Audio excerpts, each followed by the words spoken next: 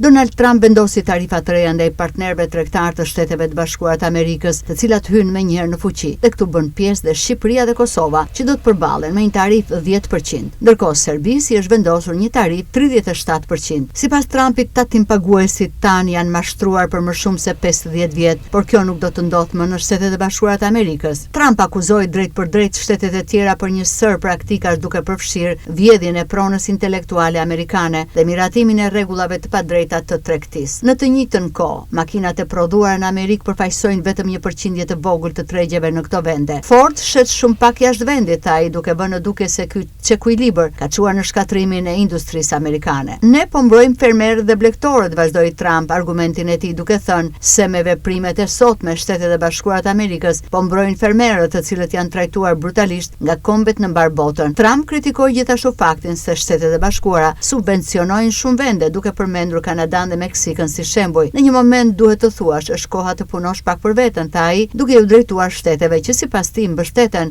shumë të ndihma amerikane.